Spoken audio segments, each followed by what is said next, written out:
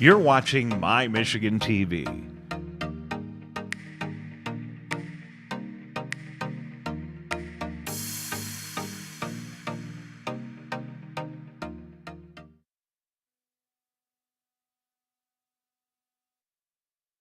It's time for Lehto Live. Join author, historian, radio host, and YouTube sensation Steve Lehto as he breaks down Michigan's top stories, talks with business leaders and professional experts, and checks out the variety of statewide festivals and events that Michigan has to offer.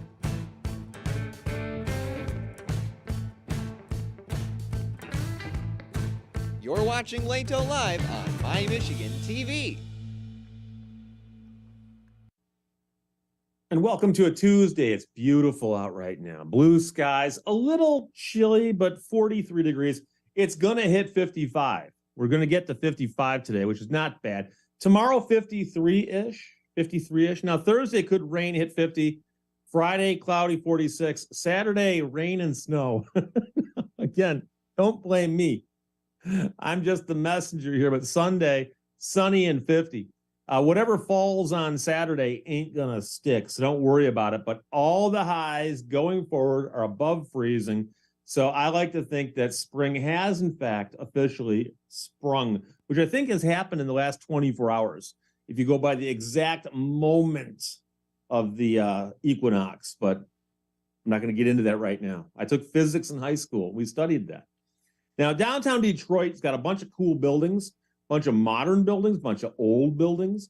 And there was always this one building, the Book Tower, that has been down there for a long time. And for a long time, it was actually not being utilized for anything, but people would look at it and go, what a beautiful tower. Somebody should do something with that. Well, Bedrock is going to open the restored historic Book Tower in downtown Detroit this spring. It's going to happen real soon. Candace Williams writes this for the Detroit News.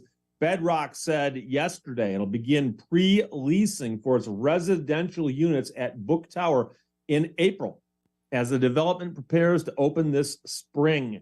This project cost $300 million, took 7 years, involved a lot of historical restoration, and it is almost complete. But obviously it's complete enough to start the pre-leasing, so that's pretty cool. 8 years ago, Dan Gilbert said that the Book Tower would be the most game-changing and exciting redevelopment project in Detroit. Now, Dan, of course, is the founder and chairman of Rocket Companies, and he said that in a news release yesterday. Today, we are thrilled as we prepare to reopen one of the most iconic and interesting buildings in the entire city. Detroiters have always recognized the importance and historic significance of Book Tower, and we are ready to honor that sentiment as we put into service and deliver the meticulously restored property back to the community. When it opens, the historic Book Tower at 1265 Washington Boulevard will offer retail, hotel, office, and residential space. Bedrock purchased the long unoccupied building back in 2015. Now, it is described as an Italian Renaissance style building. Work included restoring the original limestone and masonry facade, replacing more than 2,400 historically accurate windows, and converting former office space into the 229 residential units. So it used to, I believe, be offices all the way up. The development will include a 100, it's called the 117 Roost apartment hotel. It'll have 52,000 square feet of retail and 3 dining options. So if you lived there, you could pretty much stay within the building and conduct your life if you wanted to. You could even eat out by staying in. There will also be a co-working, meeting, and event space. Bedrock employed New York-based architecture firm ODA for the architecture and interior renovation. They had a Detroit-based construction company, and also Kramer Design Group for the historic preservation. I don't think that would be Cosmo Kramer. I think that's a different one. When we acquired Book Tower, Bedrock took on more than just a dilapidated building. We inherited an iconic property It held a century of Detroit history and elegance. The chief executive officer from Bedrock, whose name is Kofi Bonner, said that in a statement yesterday. We understand the special place a book tower holds in the hearts of Detroiters. We made sure our work was approached with the utmost thought, care, and intention. Book Tower will soon be reborn as a space for residents, visitors, and guests to gather and create new stories, once again building on its legacy as the city's true architectural gem.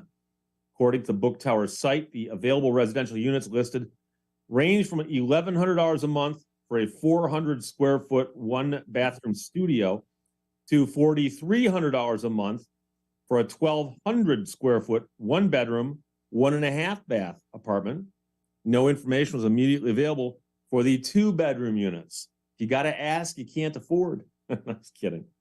The announcement Monday comes a month after Bedrock unveiled a new plan for its development in the footprint of the firm's previously delayed Monroe Blocks project, now called Development at Cadillac Square. The 1.5 million square foot project will include residences, retail, parking, and offices. The first phase of that project is expected to begin in 2024, with the third and final phase expected to be complete in 2031. Almost any big city you go to, you can go a couple blocks off the main drag and find buildings that have been there for a long, long time that are in disuse. And after a while, they start looking a little decrepit. And then somebody raises the question, what should happen to that building? Does anybody own that building? Has it been abandoned? Has it gone through tax foreclosures? And, you know, we've heard some of the stories about the Packard plant, for instance, this huge building, monstrosity, what do you ever going to call the complex, that took up just acres and acres of space. And the permanent part of the structure, the framework, the bones, were apparently indestructible, pretty much. And so they were still there, although the interior had been wiped out years and years earlier. And it changed hands a bunch of times, and people would come in and look at it and go, you know, the structure that's here can be saved and repurposed and turned into something else. But the problem, of course, is that was such a big project, and apparently it was more expensive than anybody ever thought. But every now and then you see somebody who finds another building and says, well, this building right here structurally is sound. We just got to go through and renovate the entire insides and do something where we can get our money back. And so the idea of taking a building that used to be a pure office building, if you turn it back into offices, the question is, how much office space can Detroit actually utilize? And as you may have guessed, especially after COVID, the amount of office space needed in a lot of places has turned to the market what they call soft. It's a soft market for office space. That is, you can find tons of it, not just in Detroit, but in Southfield and Royal Oak, wherever you want to go, you can find office space. And that's the problem, is that office space is becoming less and less necessary in the modern world. So you look at this building and go, okay, instead of office space, what can we do? Well, some office space, maybe, but we can put apartments in there. They could theoretically put in, they could have turned it into condos, but I guess you probably wouldn't do that. So you put apartments in there, some office space, put retail on the ground floor, and a few restaurants. And of course, the city can always use a few restaurants, and depends on what the retail is. And again, if you go to Detroit, and I urge you to do so if you have the opportunity, kind of like the guy urging you to go to San Francisco in that song back in the 60s. If you get a chance to go back to Detroit, go down to the foot of Woodward Avenue. Woodward Avenue runs into Jefferson right there, and the city county buildings on one side, and there's another office tower on the other side. And if you figuratively turn around and looked up Woodward Avenue and then started driving up Woodward Avenue, the buildings you go by are all new and refurbished and nice looking and smart looking. And you see that there is, in fact, a renaissance going on down there, notwithstanding the fact there's a building called the Renaissance Center. That's not on Woodward Avenue, but it's down in that same general area. And a lot of it has to do with Dan Gilbert. And don't get me wrong, the guy's a businessman. He's making money, okay? So I'm not trying to say that this guy's just an altruistic saint who's throwing money out the window to make me happy, but he a while back, thought to himself and said, you know something? I've got these businesses and I've got all this money. I've got some expertise in real estate. You know what I should do? What I should do is get some of the real estate that's really inexpensive along that Woodward corridor and rehab what I need to, or just move people into it because he has businesses. So he puts his businesses in these buildings and suddenly he's got the occupancy necessary to make the building worthwhile. And then, of course, when you bring all these workers downtown and they got to eat lunch someplace, they got to park their cars someplace, they got all these things they're going to do, all these ancillary things they do, that brings more money, more activity into that area. And before you know it, other business people are going, you know what might be a good idea is to get some of that property near where Gilbert's doing all his work and build something there. And next thing you know, everything that had been tipping towards the bad side years ago is now tipping the other direction. And of course, the Ilitch family, a big part of this also. They've got a whole section up there near the theaters in Comerica Park. And it's not just those two entities, Gilbert and Ilitch's, but those two were very, very important to all of this. And so as you go up that stretch, and you think back, if you've seen it in the early days, you know, and I'm not sure if I ever made it to downtown Detroit in the 60s. Early 70s is the best I can remember. Although I think actually, I think I went to Boblo a couple of times in the 60s, which would have been the Boblo Boat Dock down there, right in that same general area. So I've been through Detroit my entire life, okay? And it's fascinating because for so many years, the city was declining. Buildings were going into disuse, being boarded up, being knocked down. The Hudson's building is gone now. Who'd ever thought that could have happened? And then you had so much of this decay, for lack of a better word, everything going, like I said, the wrong direction. And all of a sudden, people are going, hey, wait a second. The cost of these buildings will be really low because no one else is using them. Nobody else wants them. And the funny part is that usually it takes a whole bunch of people to get together and get on the same page to make something work, to get momentum going the right direction. And it turns out that Dan Gilbert, his companies, with how many employees he's got, he actually could make the decision to put his companies there, and that would actually be the equivalent of a bunch of other people, how big his businesses are. And I remember when I heard about it, they said Dan Gilbert is going to bring his businesses into these buildings on Woodward Avenue. And he's going to do it because he thinks it's a smart business move. And he also thinks it's going to help jumpstart some of the revitalization of the area. And it worked. It worked. And so now the book is not on Woodward, it's on Washington, but it's not far out of this area. And every single time you take something that was disused, just sitting there doing nothing, and you flip it and you turn it into something that's being used, it's generating money, it's attracting people. People are going to go down to Detroit now to eat at those restaurants in that building. They'll shop at the stores in that building. And some people who want to have a nice high-rise apartment in Detroit, guess what? They'll rent an apartment there. It'd be a cool address to have. Yeah, I live in the book. I mean, it's just fun to say. So that's very cool. Got to congratulate Dan Gilbert and company because they're about to open the restored historic Book Tower in downtown Detroit this spring. Like I said, that's another thing getting the needle moving in the right direction in restoring the downtown area of Detroit. Just a second, we're going to talk about what might be the craziest muscle car Detroit ever sold. Right after this on My Michigan Television. My Michigan TV is streaming everywhere on Apple TV, Roku, Fire TV, and more smart TV apps. My Michigan TV is on your phone too. Take us with you wherever you go. Just search for My Michigan TV on your favorite app store or visit mymitv.com. All Michigan, streaming everywhere. My Michigan TV. A message from Detroit to everybody. The adventurers, the explorers, the nomads, and the foodies, the art enthusiasts, and the music lovers. When you're ready to come, Detroit is ready to go. From shopping and museums to restaurants, parks, and more, Motown has way too much to do in just a single day. When the time is right, all this is waiting for you in Detroit. Begin planning your next trip at visitdetroit.com. What makes a destination special? Experience wide open spaces, peaceful lakes, winding trails, sweeping vistas, and flowing rivers. All natural, all good, all fun.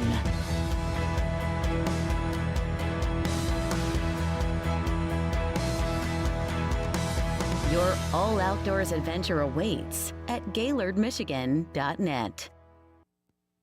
Back in the day, you could buy a, let's say a Dodge Dart with a 426 Hemi in it from Chrysler.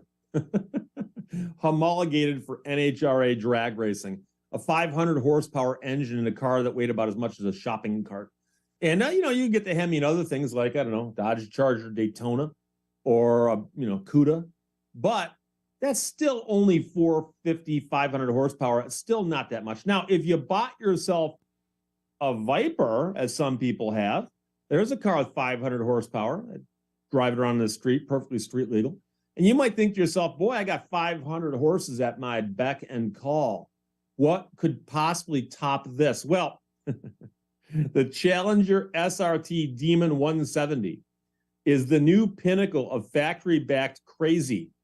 And it's coming from Dodge. And it's a last call from Dodge because Dodge is going to stop making gasoline-powered cars. So they figured, hey, let's go out with a bang. Brianna Noble wrote for the Detroit News that you can get the vehicle with an up to 1,025 horsepower engine, and that would be the Dodge Challenger Demon that can do a quarter mile in under 9 seconds. It's a street legal car that'll break into the eights on a quarter mile, and it requires the signing of a waiver to purchase this as the brand moves into a new era of performance. So they'll make you sign that all waiver saying that, I understand I'm buying a car. It's crazy. If I wrap it around a tree, it ain't your fault. Now, the car is going to cost $96,000 plus destination and other fees and the notarized disclosure. And, of course, they're only going to build 3,300. But as you can imagine, they're all going to sell instantly. It's the 7th and final special edition Dodge muscle car as part of the Stellantis NV brand's last call lineup. Dodge CEO Tim Kuniska said in a briefing ahead of the Monday night reveal, we are going to celebrate the end with what is now going to be the new pinnacle of factory-backed crazy. Allocation of dealers is now visible on the Dodge Horsepower Locator tool, which launched in October with a full final year of allocation to dealers to help customers who want one to order one. So the orders for the car began March 27th, and they close on May 15th, with production launching in July. Those at the manufacturer's suggested retail price will receive priority scheduling over dealers that charge more in a recovering inventory environment from a global microchip shortage. So the dealerships can still mark these up. But if they're being marked up, Chrysler is going to slow down delivery. So you're going to get hosed twice. If you find a dealer that says we're going to charge you a huge markup on that, then you got to pay and wait. At least 2,500 will be built with a hope to get up to 3,000 for the U.S. and maybe 300 for Canada. It all depends on the availability of the microchips. Automakers typically don't end production of popular models, but thousands of dealers and high-octane addicts descended Monday upon the Las Vegas Motor Speedway for the Challenger and Charger, as they've been known because of the move to a zero-emission future.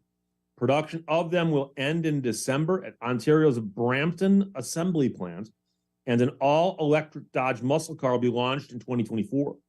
Dealers are expected to learn more about that and what the next 5 years of brand hold later this week at Stellantis' dealer meeting, its first dealer meeting in 8 years.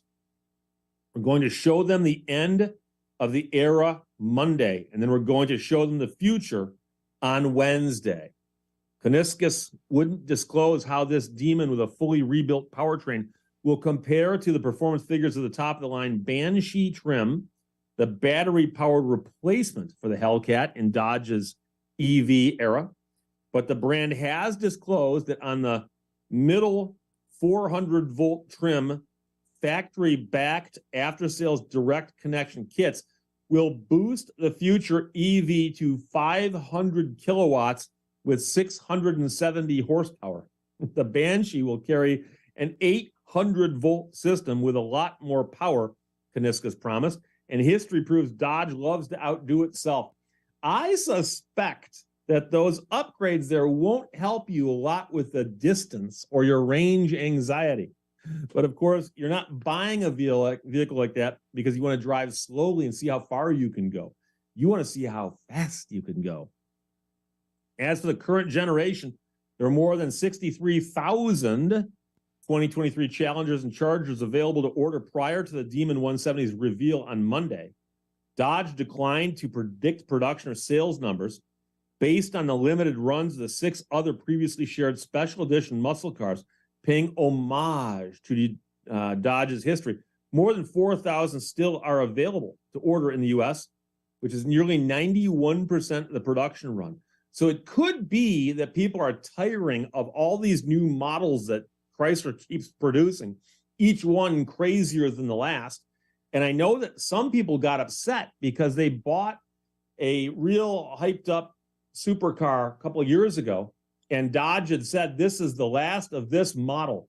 And it sold so well that they kept selling it. And some people got upset by that. They go, I paid top dollar thinking it was a limited edition. Turns out it wasn't that limited. Kaniskis describes reception to the year-long allocation strategy as mixed. It's more good than bad, and the bad only comes in when people get frustrated that they can't find the exact car they want. But to be honest, that was going to happen anyway. It was just going to be a delayed reaction because eventually they're going to try to buy. And we're going to get rid of that at the end of the year. They've never found it, at least the way I told you. Here's every car. Here's where they're going. Here's how to get it. He added that the hope is for the production to carry the brand until the launch of the electric muscle car about a year from now. Brand also is looking for flexibility, especially with chargers for the commercial side of sales. A few dealers told the news that business is brisk. Daytona, Dodge, Chrysler, Jeep, Ram started March sales with projections for them to be its best in the past 3 months. The vast majority we have been allocated have sold, he said about the response to the last call models. Brand also appears still to be selling down 2022 model year vehicles. Model year 2023 vehicles represented 44% of Dodge sales in February, compared with 86% for the industry overall. The Demon 170, meanwhile, is a product of a clandestine meeting with 40 people during the early days of COVID in the parking lot of the SRT building. The Demon had been meant to be the final chapter, Kaniskis finally admitted, but the pandemic and the transatlantic merger that created Stellantis delayed the next iterations. From the new company, Kaniskis made a request for a special project, one of only 3 from Dodge in his memory, including the original Demon. All the engineers and designers voluntarily joined the project on top of their other duties. After fans construed the adoption of street racing technology team into Stellantis' brands as a death of the SRT department, Kaniskis and his team had something to prove. Our brand positioning really was never born out of necessity, current or past. It was born probably a little bit more out of spite than anything else.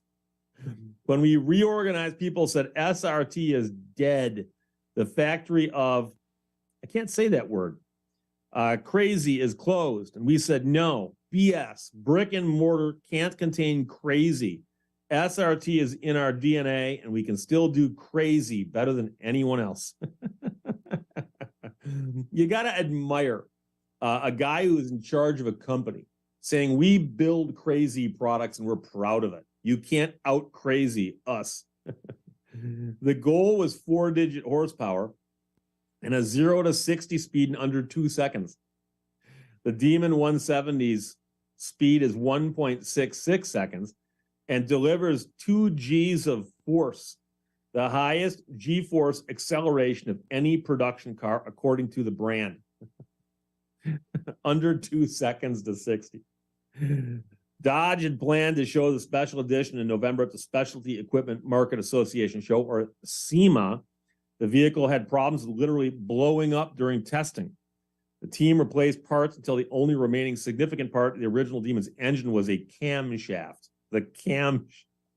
That means they had to get different pistons, rods, blocks, heads, everything.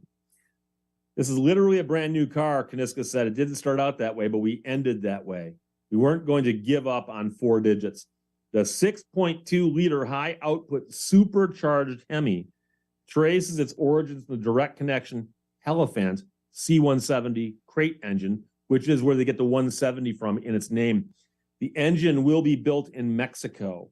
Its best performance comes on the E85 ethanol blend, believe it or not, at 6,500 RPM. At 4,200, it produces 945 pound-feet of torque. That's a lot of twist, my friends. The 170 produces 900 horsepower and 810 pound-feet of torque on E10. Pumped gas produces 880 horsepower and 800 pound-feet of torque. And that's the amazing thing. They can get this out of this low-octane fuel. Because back when they're building the Hemi Cudas and the Hemi Darts for NHRA drag racing, trust me, those things needed high-octane fuel. You weren't going to get by with 85 octane and have that thing not just knock itself apart. Because it runs on ethanol that produces about 45% less carbon than gasoline, Kaniskis describes it as the first eco-friendly, sustainable muscle car ever. The fuel, though, is 25% less power dense, so he admits that the fuel economy is terrible. Again, the fact that the guy who runs the company says, yes, the car is crazy, we ourselves might be crazy, and the car gets terrible fuel economy. Just thought you should know that, my friends. The Demon 170 can run the quarter in 8.91 seconds, topping out at 151 miles per hour at the end of the quarter, meaning it probably has a higher top speed depending on how it's geared. But what we're talking about here is when it hits the finish line in a quarter mile, 8.91 seconds at 151 miles per hour, which is insane for a car that you can simply walk into a dealership and buy. That is the first ever 8-second factory muscle car, according to Dodge. With no safety cage or parachute, the NHRA has banned it. It cannot race in its current form. Dodge will sell a parachute aftermarket through direct connection.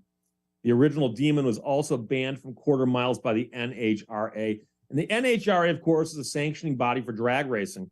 And they have certain requirements as to what safety measures have got to be in a vehicle per class and also for how fast they are. And so if you're running quarter miles underneath 9 seconds, you're going to need a parachute to stop at the other end and probably a roll cage, because they're worried when you're doing those speeds, the vehicle might get sideways or ugly if it has, like, say, a blowout or something. The vehicle also came with 2 key fobs, a black and a red one, with the red one unleashing more horsepower. The Demon 170 comes with 1 fob with horsepower determined by sensing the percentage of ethanol fuel content. But this way, if you've got one of these cars and you have to let someone else drive it, you can toss them the weaker key that lets them drive it, but they can't get crazy with it. But that, of course, is just what happens if you let people borrow your cars, which you should never do. The single most impressive feature is the incredibly advanced ignition system, said Carl Brower, executive analyst at auto information website iccars.com and an owner of the original Demon. Being able to measure real-time the ethanol content reduces the troublesome process of constantly measuring and mixing ethanol. Biggest challenge with the 2018 Demon was tire traction. Demon 170 comes with Mickey Thompson 245 55R18 street fronts, standard are 17-inch by 11-inch rear, and 18 by 8-inch with forged aluminum wheels with a lightweight carbon fiber wheel option. In case you were wondering why the car was so darn expensive. This stuff ain't cheap. Carbon fiber does not grow on trees. Neither does forged aluminum. They have more sidewall, more flex, are higher quality, and from a better known brand. That should help with traction, Brower said. But they've upped the power. So if it's an overall better situation, who knows? Certainly under perfect conditions, going an 8-second quarter mile and 0 to 60 in under 2 seconds is bonkers. So that's the official word from the guy at iccars.com. Bonkers, especially at its price point, considering inflation and high transaction points on new cars. The 2018 Demon was $86,000, but the vehicle could have cost more. Now, there are 14 exterior colors available, including Heritage B5 Blue, Plum Crazy Purple, and Sublime Green. And all those names are callbacks to the glory days of the muscle cars at Dodge, Plymouth, Chrysler. And, those are actually the exact same names. Some of them are. Optional is a satin black painted roof, hood, and deck lid. Car also has unique badging, including alcohol-injected bezel laser etched on the hood. And by the way, that satin black deck lid and hood are pretty cool things.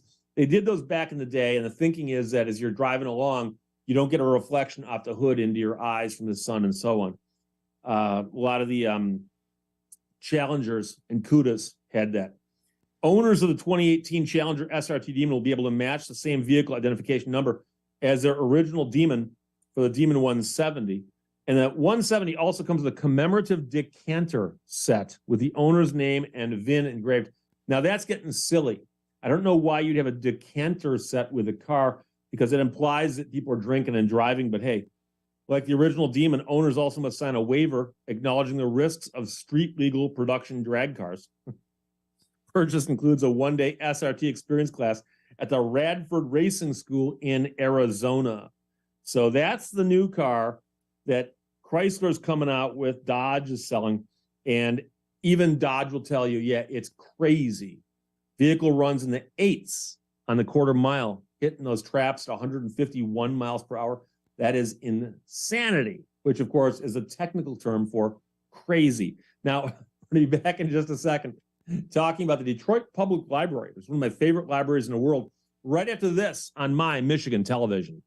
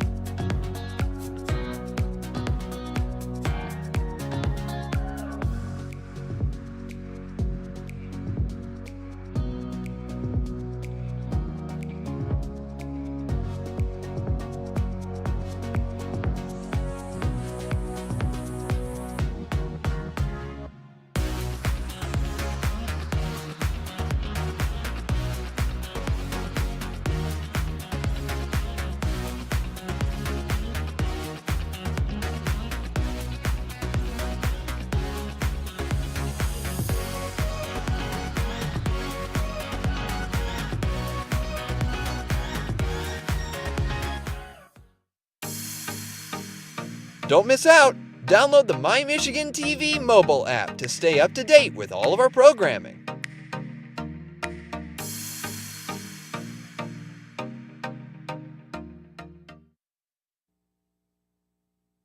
I wrote a book about Douglas Houghton, the guy they named everything after. Houghton Lake, Houghton County, the town of Houghton, Douglas Houghton Falls.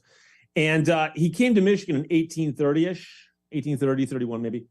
And he was here when we got statehood in 1837. And he passed away in 1845, drowning in Lake Superior while exploring. And so I was doing research on him, and it's hard to find stuff the further back you go in history. And so, I wrote a book about the Italian Hall disaster. It happened in the 20th century. So I could find a lot of information about that, dig through all that. But I'm trying to track down stuff about Douglas Houghton. Where can I find stuff about Douglas Houghton? I'm looking everywhere. And somewhere along the line, I ran across a reference to the Burton Historical Library, the archives at the Detroit Public Libraries. They have a section called the Burton where they keep all of their old stuff. And they've got a lot of cool old stuff there. And people over the years have donated their family papers to the Burton at the Detroit Public Library. So if you drive down Woodward Avenue, you get the spot where there's the DIA on one side and the library on the other. That grand old library there is one of the coolest libraries in the country. And it's not just a library, it's got all kinds of other stuff happening there as well. And so I have to tell you, for instance, that if you go on the MyTV homepage and look at all the stuff that we have there, we've got a series called Digging Detroit, and we have an episode on Detroit music history at the Detroit Public Library, which again is something that most people wouldn't immediately go, oh, I bet that's at the library. So when I grew up in Birmingham, Michigan, I went to the Baldwin Public Library and I checked out books. But the DPL is huge. And like I said, they've got this cool historical collection of documents there. So Detroit's deeply illuminating libraries go beyond books. Sarah Rahal writes the Detroit News that libraries, such as the nation's fourth largest system in the U.S., which is Detroit, hold valuable historical records of phone books, maps, designs, obituary searches, and even just old papers and correspondence.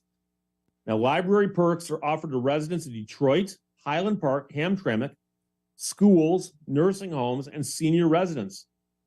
Cards are free for residents of those cities, and it does not cost to check out most items. Outside residents who want to become a member pay $100. One of the Detroit Public Library System's unique features is the Burton Historical Collection, one of the largest archives in Michigan. Now, Francis Grunow, who's an amateur historian, started using the Burton as a high school student at Cass Tech. During law school, he used the collection to research history.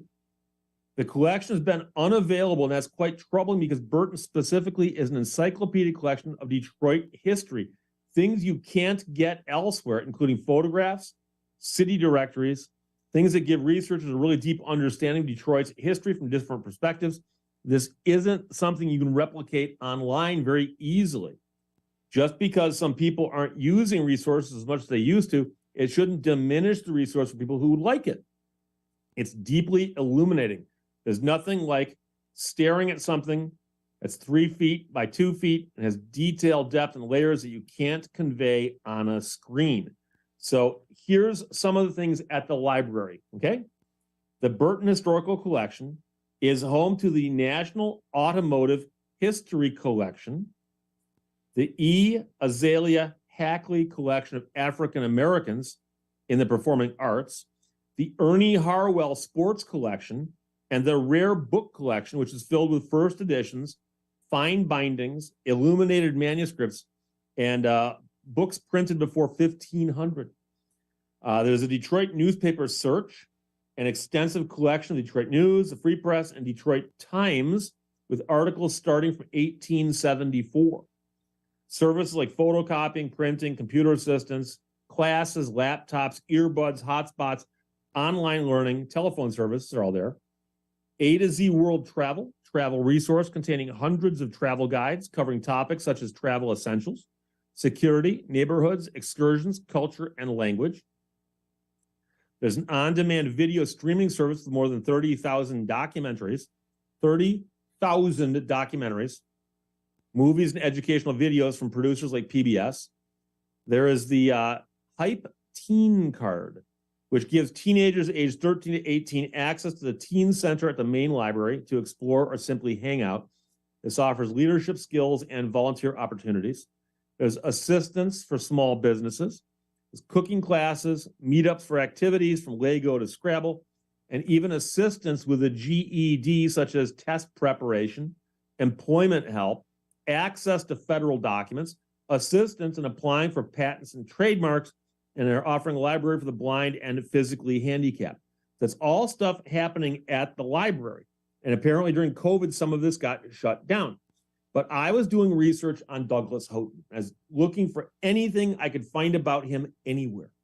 And somewhere along the line, I came across the fact that there were some documents that were in that Burton historical collection, and they're there because they're donated by family members.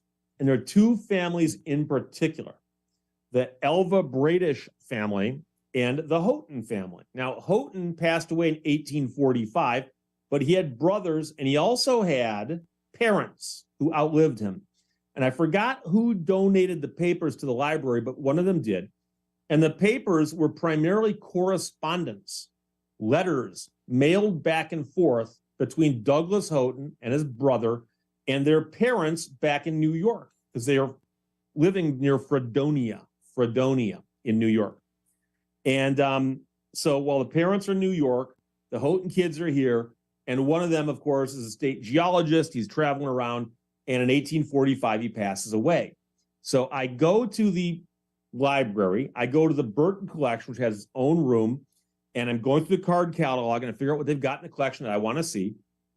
And then I go up to the librarian and say, here is what I'm looking for. I need to see these two collections here. So the woman brings out to me this big collection of papers. And the first set I got was for the Elva Bradish collection. Elva Bradish was Douglas Houghton's brother-in-law, I believe. And he was a portrait painter. He painted portraits of people. That's what he did primarily for a living.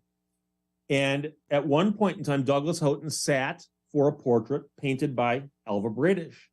And one of those portraits, he painted more than one. One of those portraits is actually in the collection of the Detroit Historical Society, literally across the street from the library. And there's other copies floating around, and one of them wound up at the Geological Survey in Michigan, in Lansing. One of them wound up up in the Houghton Hancock area at the local library. And then when Houghton passed away, Bradish painted two life-size portraits, actual, where Houghton's standing there, all 5'4" of them, and he's standing there in front of the pictured rocks, and Bradish painted that based on his memory of what his brother-in-law looked like, and then the rest of the background. And one of those went to the Capitol, and the governor, I believe, paid for it out of his own pocket. And then one of them went and wound up north at Michigan Tech, and it's now at the Seaman Mineral Museum. And I got to go through the correspondence that Elva Bradish sent to people and received from people. And it's just fascinating because he'd write to people and say, hey, just to let you know, I paint portraits, and I painted portraits of these people. Would you like your portrait painted? And some people would write back and say, yeah, I'd love to do that. We'll sit down, make a time. You can come do our portrait. Other people would write back and say, not just yet. We're going to wait a little while. So there's a lot of that going on. But the fascinating stuff that I discovered at the library, at the historical collection for the Burton, was the correspondence involving Douglas Houghton. And I was going through these documents, and you have to remember that right now, most of us use 8.5 by 11 paper. That's what we tend to write on. We print on it, 8.5 by 11. Back in the old days, before there were printers, and in fact, there weren't even typewriters yet for the most part, people would get paper that was twice that big, 11 by 17. And you could fold it like this so that you'd write on page 1, open it up, write on page 2, write on page 3, close it, and write on page 4. Okay, and so that's what the letter would often start out as. And I found correspondence written by Douglas Houghton's brother to his parents. And Douglas Houghton drowned in 1845. He was in a boat off the shore of Eagle River. He had several people in the boat with him. The boat capsized because he got caught in a snow squall in October. The boat capsized twice, and in the process, Houghton and two of the guys on board the boat, drowned. Douglas Houghton's dog and the other people made it to shore. And when they got ashore, they ran into town to get help because they wanted to see if they could help these guys who were out in the water. They ran to get help. Somebody in town said, wait, Douglas Houghton? His brother is camping right nearby. So some people ran into town and then down to the river to try to help look for these people. Somebody ran out in the woods and fetched Houghton's brother. And I'm going through these documents in this collection, and I find a letter written to the Houghton parents by their son, the one who was camping inland when the other brother was in a boat that capsized offshore. And he wrote this extremely detailed letter in his own hand using like a quill pen. And he's like, "Dear mother and father, I'm sure by now you've heard that Douglas is gone. He's drowned. But I want to let you know, just due to coincidence, I was there. I was camping," and he tells the whole story. "I was camping inland when someone ran into camp and said, Douglas Houghton's ship is capsized in Lake Superior. Please come and help." And so we all rushed to the shore, and we're walking up and down the shore looking, trying to help somebody. Look, they found the busted up boat on the rocks. And he said the next morning they were still there. Somebody went and got the people from Fort Wilkins, the soldiers, and they came down. They were helping in the search. And he describes at one point where he climbed a tree. He climbed a pine tree along the shore and climbed as high as he could to see as far out as he could to see if they could see anything floating in the water. And he goes through all of this, explaining all the efforts that he took in an attempt to help his brother or to locate his brother after the boat capsized. And he sent that letter to his parents. And somebody had the foresight to save that letter. And it was among the letters in the Burton collection at the Detroit Public Library. And I held the letter in my hands. I've actually held that letter in my hands. The exact same piece of paper that his brother wrote on, mailed to New York. His parents read it, got the detailed story of what happened to their son. They saved that letter, and somebody had the foresight to hang on to it and then eventually donate it to the Burton collection at the Detroit Public Library. And I remember as I was reading that letter and understanding what I was holding in my hands, the feeling I had of a connection to the history, because this letter had been held by the guy who wrote it. And then it went to the parents who, of course, held it and read it. And the fact that paper is so fragile, right? It's so easy for it to get damaged. It can burn, it can tear, it can get wet. The fact that this letter got written in Michigan in 1845 and mailed to Fredonia, New York, and then somehow made it back to Detroit in a good enough condition for me to read it in 2009, 2010 was just stunning. I have a degree in history. I've got a law degree. I've had a variety of jobs in my life, but I consider myself a historian and a writer. And people have asked me about things I've found, things I've seen, things I've discovered, things I've looked at, things I've experienced as a writer and as a historian. And I often tell that story because, I mean, anybody can go to the library and look at that letter. And the fact that I've told people now the letter is there, I'm sure some people have gone to look at it just because I described it. But the fact that that letter is still there is so remarkable. And so the fact that there's an institution like the Detroit Public Library that houses and cares for and protects those documents is astounding. So if you're in southeastern Michigan and you've never been to the Detroit Public Library, I urge you to go visit. And if you haven't been there in a while, check it out again. They got a lot of cool stuff there at the Detroit Public Library. And it is one of the greatest library systems in America. And I've mentioned before, my mother, who passed away a couple of years ago now, was a librarian. So I've always had a soft spot in my heart for libraries. But like I said, it's not just a library with books you can check out. They got all kinds of stuff there, including that fascinating historical collection. We'll be back in just a second, talk about how you might be able to get your taxes done for free right after this on My Michigan Television.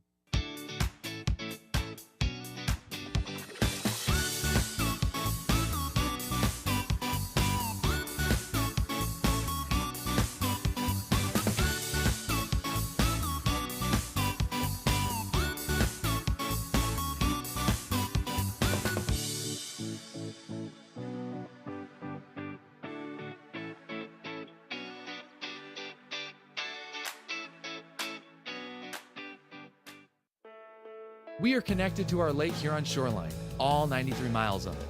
Hidden bays and marinas dot our shores. Points of entry to our world. Open waters and waves, alive with people at play. Inspiration floats on sparkling waves. We are in awe of its strength and in love with its allure.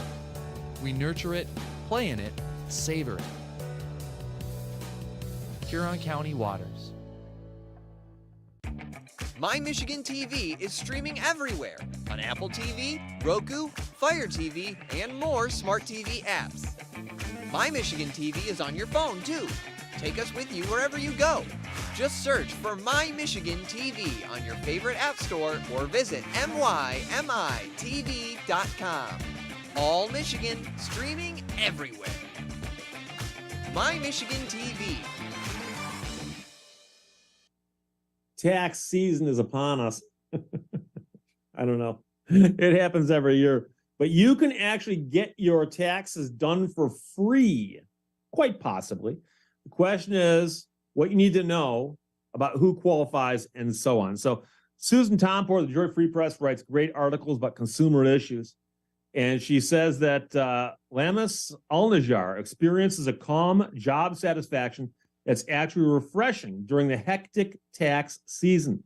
She happily recounts the story of an older woman, perhaps in her 80s, who came into the tax site in Northwest Detroit one day in mid-March.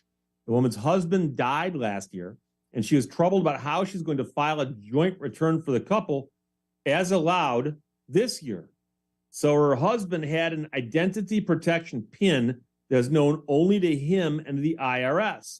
A new number, which is often used when there's been a tax-related identity theft, is issued each year, and the widow didn't have the number and had no idea what she's supposed to do now.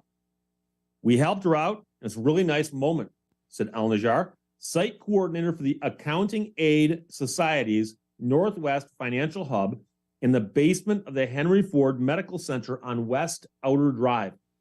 They walked the woman through step by step on what she'd have to do to get that PIN information promptly from the IRS. She did so. Her return was prepared, completed, quickly filed for free through the Accounting Aid Society, and she'll be getting a refund. So they did all of that for her. And now Alnajar says, she gave me a call this morning. It was so cute. Right when I walked in at 8:30, she thanked me so much, saying how much she loved what we did for her. Free is, of course, a big draw for taxpayers who use volunteer tax prep services, such as those offered by the Accounting Aid Society, the Wayne Metropolitan Community Action Agency, and the AARP. If you can't afford it, you just come right here, said Deborah O'Neill, who's been having her taxes done for free for at least 10 years. O'Neill said she once paid about $75 to get her taxes prepared several years ago, but she's on disability, and the price of everything, as you know, is going up. Her rent alone went up $400 a month, hitting $1,250 a month in Detroit after all of the other inflationary price hikes. Meanwhile, Natisha Holder used to pay about $100 to get her taxes done, but the mother from Romulus couldn't reach her accountant during the pandemic and started looking online and found some free options. You feel comfortable coming here. You don't feel degraded, she said. She's out of work currently and visited the Accounting Aid Office in Northwest Detroit in mid-March. What do you need to do to qualify for free tax help? Typically, you need a relatively simple return, but you often can qualify even if you have a low to moderate income. You'll need proof of income, such as a Form 1099-R for pension income or a W-2 for wage income. And of course, it's not tough to find those records because it's tax time. You need them anyways, okay? So volunteer income tax assistance sites offer free tax help to those who generally make $60,000 or less. People with disabilities and limited English-speaking taxpayers likewise. The sites are staffed by volunteers and run by IRS partners. IRS offers ways to locate the nearest IRS volunteer income tax assistance and tax counseling for the elderly. You can use a locator tool, which is found online at the IRS website, which is the irs.treasury.gov, and look for free tax preparation. One thing I can tell you as a lawyer, I know other people who deal with the IRS, who are accountants or enrolled agents or even attorneys who deal with the IRS. One of the most common problems that people have, because the onus is on you to get your taxes filed. A lot of people who get in trouble or have issues in their life or whatever don't file taxes one year. And the next year, as it comes around, they're like, oh, I didn't file last year. And then they start freaking out. And people often get to a point where they don't file taxes for several years. And the funny part about it is, if you don't file taxes, sometimes the IRS won't come after you right away. They might wait a little while, but they have a few years to come get you. So after you haven't filed for 5 or 6 years, they can still come get you for all of that. And so there comes a time where you've got to do something. And many people get themselves into that situation because they screwed up by not filing, and then they got worried. And now they're like, do I file now or do I not file? And I've actually talked to guys who help people in situations like that. And they say, someone's actually walked in before and said, I haven't filed in 10 years. Here's all my tax stuff. And so these guys will go through and straighten all this stuff out and file it. Because I'm here to tell you, if you file late or whatever, it's not going to be as bad as if you don't file at all and they come find you and go, why didn't you file? And so it's easier if you go to somebody and say, I just need help. I'm stuck here. What do I do? And they're going to say, look, it's not that bad. We can get this straightened out. Because remember that, number one, the IRS just wants the money. And that's assuming that you owe. And I've actually talked to one of my friends who said somebody walked into the pile of papers. I dug through it. I got them a refund, even after the penalties and stuff were taken out. So the Accounting Aid Society is one of the groups we're talking about here. Appointments remain available this tax season at several sites in southeastern Michigan. So go to accountingaidssociety.org, accountingaidssociety.org. Click on the site, make an appointment, and they'll work something out with you Monday through Friday, 9 to 4. Accounting Aid has 19 sites, 19 locations with people at them for traditional tax prep, plus 4 drop and go sites that give you a chance to bring your information in at a scheduled time, talk to an intake specialist, and then you return when the taxes are done for review. There's also a totally remote over-the-phone option called Vita ACE. Vita, V-I-T-A, next word ACE, A-C-E. So there's all kinds of free services out there that are available, especially if you're lower income or a little bit older, and the stuff is out there. So the help is available, but you got to go find the help and use the help. Okay, so there's no excuse to say, I didn't file it because I was confused. No. The free help is out there. So do some research, find it. They'll help you. You'll be happy you did it. Trust me. So that's going to wrap it up for today on My Michigan Television. I will see you tomorrow, as I always do. It'll be Wednesday, 11 until noon. Until then, behave yourself. Bye-bye. My Michigan TV is streaming everywhere on Apple TV, Roku, Fire TV, and more smart TV apps. My Michigan TV is on your phone, too. Take us with you wherever you go. Just search for My Michigan TV on your favorite app store or visit mymitv.com. All Michigan, streaming everywhere. My Michigan TV